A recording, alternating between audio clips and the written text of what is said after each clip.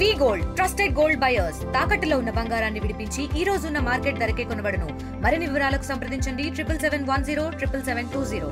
విజయవాడలో గవర్నమెంట్ ఉన్నటువంటి ఆర్టీసీ డిపోకు సంబంధించిన స్థలాన్ని లూలు సంస్థకు కట్టబెట్టడం మీద ఇప్పుడు ఆర్టీసీ సంబంధించిన ఎంప్లాయీస్ యూనియన్ నాయకులంతా కూడా తీవ్రంగా తప్పుపడుతున్నారు. దీని మీద ఈరోజు విజయవాడలో పెద్ద ఎత్తున ప్రజాసంఘాలు అదేవిధంగా ఆర్టీసీ ఎంప్లాయీస్ యూనియన్ అధ్యక్షులు మొత్తం సంఘాల ఆధ్వర్యంలో ఒక రౌండ్ టేబుల్ సమావేశాన్ని కూడా ఏర్పాటు చేసిన పరిస్థితి. ప్రస్తుతం మనతో పాటు ఆర్టీసీ యూనియన్ సంబంధించిన నాయకులను ఒకసారి మాట్లాడిపోతుంది. సార్ ఎట్లా చూస్తారండి? అంటే ఎన్నో ఏళ్ళుగా ప్రభుత్వ స్థలం ఆర్టీసీ సేవలు అందించింది అక్కడ, ఇప్పుడు ప్రైవేటు సంస్థలకు కట్టబెట్టే ప్రయత్నం చేస్తున్నారు. ఎట్లా చూస్తారు?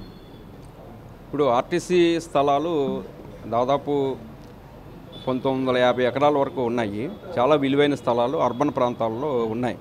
ఒకవైపు ఆర్టీసీ ఉద్యోగులు కార్మికులు చాలా ఆందోళనతో ఉన్నారు. విద్యుత్ బస్సులు వస్తున్నాయి, డిపోలే విద్యుత్ బస్సుల పేరుతో ప్రైవేట్ యజమానులకి అప్పచెప్పే పరిస్థితి ఉంది. ట్రాన్స్పోర్ట్ పర్ లండన్ పేరుతో వీటిని మొత్తం బస్ స్టేషన్లనేమో గుజరాత్ మోడల్లో ప్రైవేటైజ్ చేయాలనే ఒక పథకం ఆర్టీసీ మేనేజ్మెంటు గవర్నమెంట్ దగ్గర ఉంది.